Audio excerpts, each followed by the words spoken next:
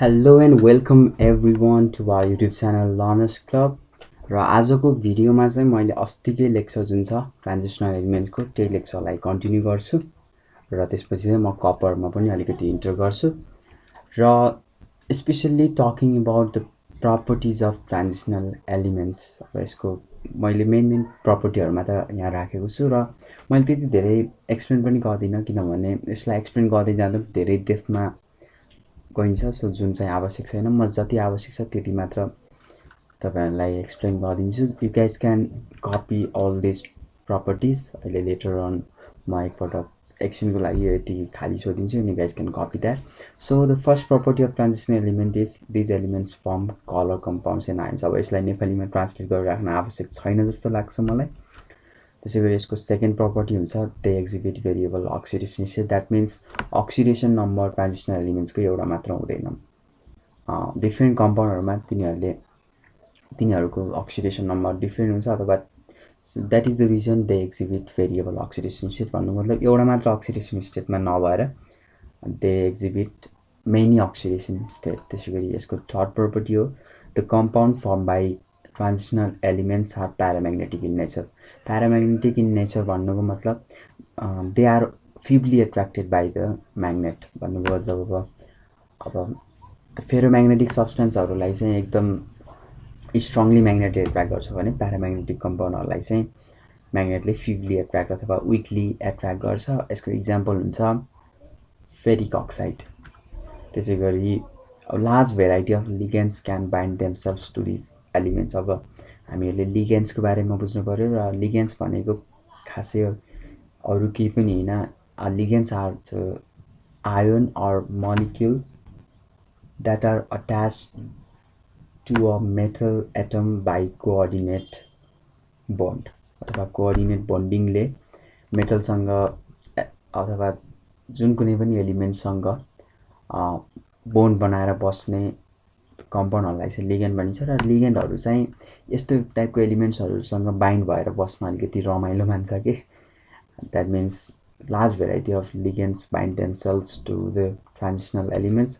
त्यसैगरी यसको अर्को प्रपर्टी हो ट्रान्जिसनल मेटलहरु हार्ड हुन्छ र यिनीहरुको डेन्सिटी पनि अरु एलिमेन्टको कम्पेरिजनमा चाहिँ अथवा रिलेटिभली डेन्सिटी पनि हाई नै हुन्छ। त्यसैगरी another property is boiling and melting point of this elements are high and the another property is the transitional elements are good conductor of electricity. र यसको रिजन हो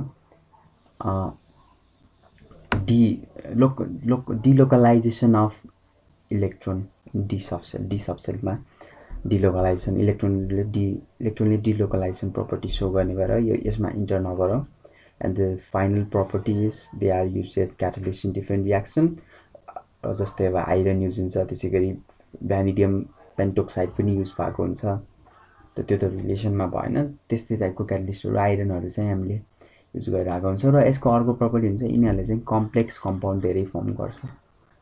सो ट्रान्जिसनल एलिमेन्ट्सको बारेमा चाहिँ हामीले त्यति बुझ्दा I think that's enough. So transitional एलिमेन्ट्सको बारेमा त यतिसम्म कुरा गर्यौं। अब यो भन्दा बढी चाहिदैन। स्टिल के डाउट छ भने तपाईहरु सोध्न पनि सक्नुहुन्छ, सर्च पनि गरेर आफै पनि बुझ्न सक्नुहुन्छ। र अब चाहिँ हामी कपरको बारेमा कुरा गरौँ। Copper one of the transitional elements र यसलाई चाहिँ हामीले यसको एक्सट्र्याक्सन प्रोसेसहरु यसको प्रपर्टिजहरु चाहिँ हामीले क्लास 12 को इनर्गानिक केमिस्ट्रीमा चाहिँ एकदम क्लियरली नै पढ्नु पर्छ। सो हामी ट्रान्जिसनल एलिमेन्टबाट नयाँ टपिकमा इन्टर गर्दैछौँ, द्याट इज कपर। सो अब कपरको बेसिक इन्फर्मेसनमा हामी जानियो भने यसको सिम्बल हुन्छ Cu। त्यसैगरी यसको एटोमिक वेट 63.5, यसको एटोमिक नम्बर 29 र यसको इलेक्ट्रोनिक कन्फिगरेसन आर्गनको जस्तै +3d10 एन्ड 4s1। त्यसैगरी अब कपरको ओरहरुको बारेमा अथवा कपरको अक्युरेन्सको बारेमा हामीले कुरा गर्ने भने यसको मेन ओरहरु हो कपर पाइराइट जसको मोलिकुलर फर्मुला CuFeS2, त्यसैगरी कपर ग्लेन्स Cu2s, क्युप्राइट Cu2O, म्यालासाइट र एजुराइट जसको मोलिकुलर फर्मुला हुन्छ CuCO3.COS2 र एजुराइट भनेको दुईवटा मलिक्युल अफ म्यालासाइट। र स्पेसल्ली चाहिँ हामीले क्लास 12 मा पढ्दाखेरि चाहिँ कपर पाइराइटबाट यसको एक्सट्र्याक्सन गर्छौँ भने अब नर्मल्ली कपर पाइराइट र क्युप्राइटको माध्यमबाट चाहिँ बढी मात्रामा कपरलाई एक्सट्र्याक्ट गर्ने गरिन्छ। सो अब हामी कपरको एक्सट्र्याक्सन प्रोसेसतिर लाग्यौँ। अब यतिसम्म चाहिँ तपाईँहरूले खासै नजानेको कुरा केही पनि छैन, द्याट आर सो सिम्पल। अनि त्यसको मोलिकुलर फर्मुलाहरू चाहिँ थाहा पाइराख्नुपर्छ ओर्सहरूको। सो अब चाहिँ हामी कपरको एक्सट्र्याक्सन, कपर ओरबाट कपरको एक्सट्र्याक्सन प्रोसेसको बारेमा बुझ्नेछौँ। मैले यहाँ चाहिँ 6वटा मेन प्रोसेसहरू राखेको छु। The first one is crossing, second one is concentration, that is the concentrating the ore, third one roasting, fourth one is smelting, fifth and sixth are basimerization and purification। र आज चाहिँ हामी स्मेल्टिङ सम्म मात्रै बुझ्ने प्रयास गर्छौँ। बेसिमराइजेसन र प्युरिफिकेसन चाहिँ हामीले नेक्स्ट लेक्चरमा कभर गर्नेछौँ, किनकि बोर लाग्छ जस्तो लाग्छ कि मलाई सबै कुराहरू भन्दा। सो ढिलो नगरिकन अब फर्स्ट अफ अल क्रसिङ। र क्रसिङमा खासै त्यस्तो प्रब्लम छ जस्तो लाग्दैन। मैले अघि नै भनिसकेँ, हामीले मेनली कपर चाहिँ CuFeS2 द्याट इज कपर पाइराइटबाट चाहिँ एक्सट्र्याक्सन गर्छौँ क्लास 12 मा। र क्रसिङमा चाहिँ त्यो थिच्ने हो, जस्ट लाइक अब तपाईँले चामल कुटेर पिठो बनाउनु छ नि, त्यसरी नै यो ठुलो लम्स अफ ओरहरूलाई चाहिँ थिचेर एकदम पाउडर जस्तो बनाउने प्रोसेसलाई चाहिँ क्रसिङ भन्छ। यो क्रसिङ गर्नुको कारण चाहिँ यहाँबाट एक्सट्र्याक्सन गर्न चाहिँ सजिलो हुन्छ। सो त्यति नै हो क्रसिङको meaning. So second one is concentration of the word. Concentration किन गर्नु पर्यो? कन्सन्ट्रेसन गर्नु भनेको तपाईँको मम्मीहरूले अथवा तपाईँको दिदी जो कोही होस्, तपाईँ आफैले पनि कहिलेकाहीँ त्यो नाङ्लो केलाउनुहुन्छ नि, नाङ्लोलाई झ्यामझ्याम पार्नुहुन्छ। अब धेरैलाई थाहा नहोला, but must of you must know this.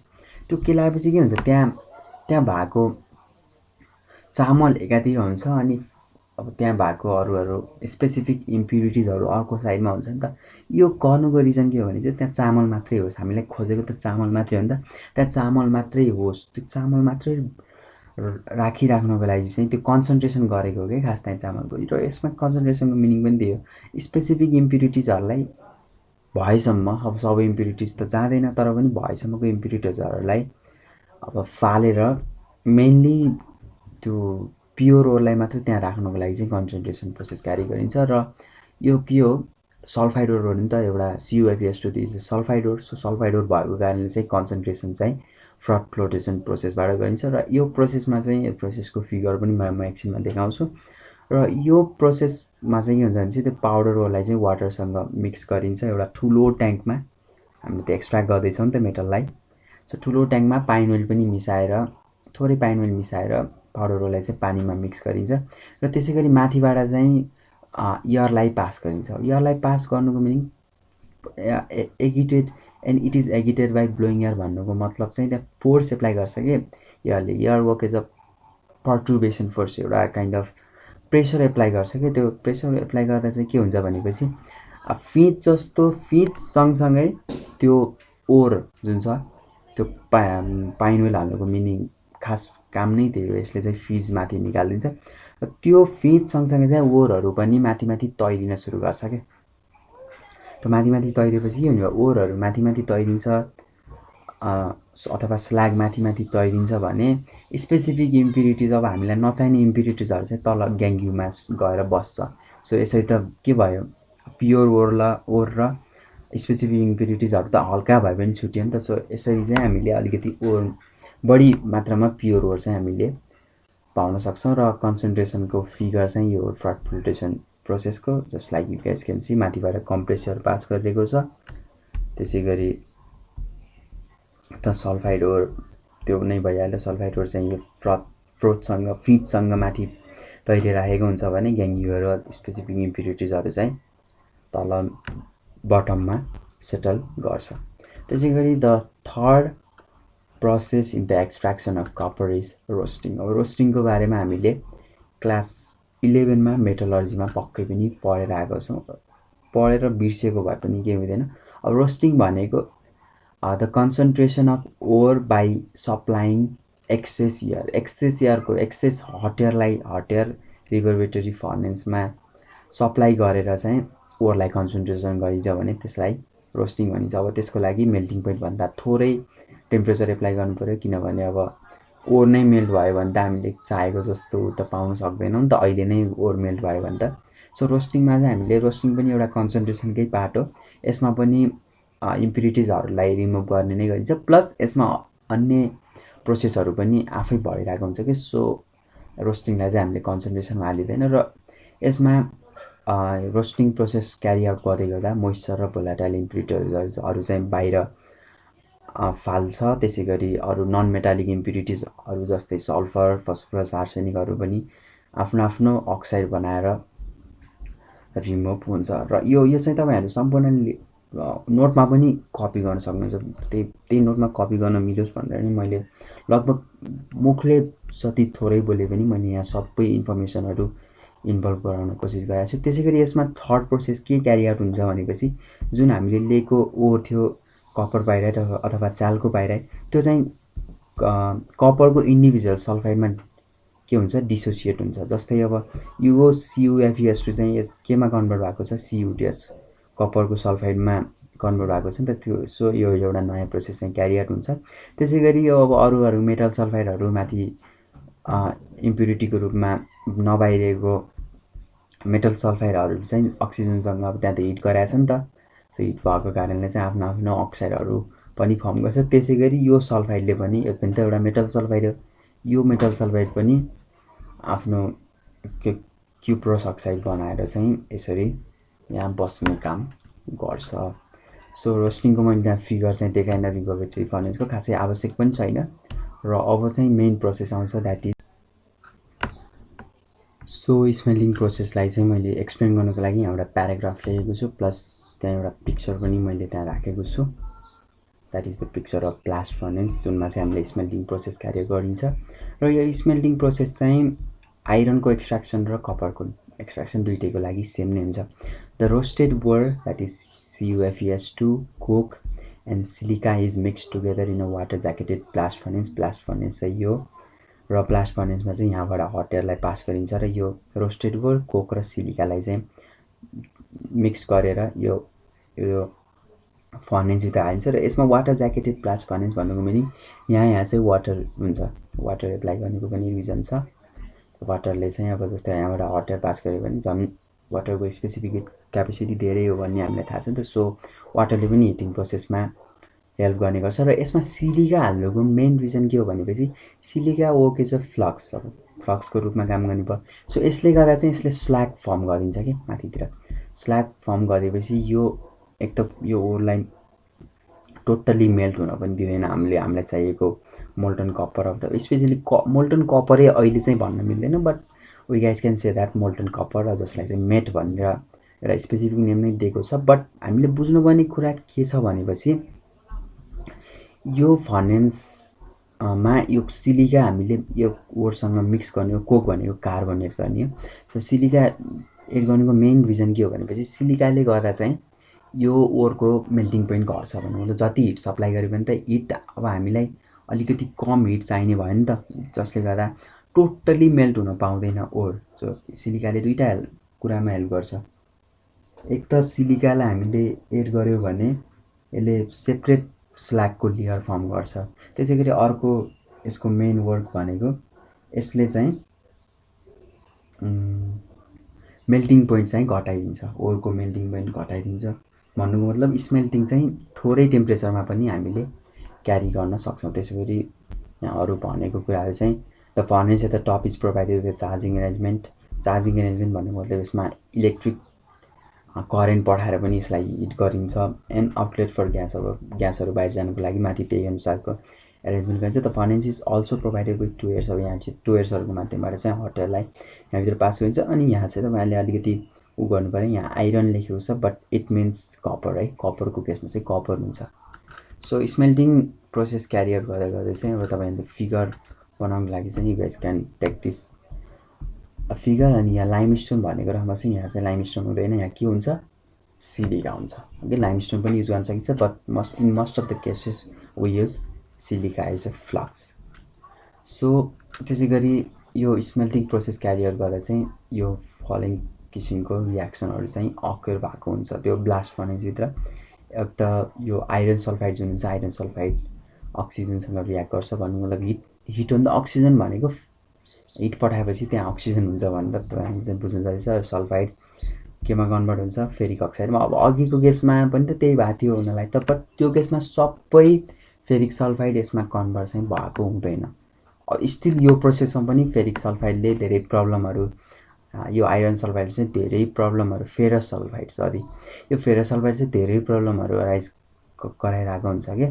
त्यसै गरी यो CO2सँग नै हामीलाई चाहिएको यही हो, यही कपर मेट भन्ने यो मोल्टन कपर हामीलाई चाहिएको खास यो होइन।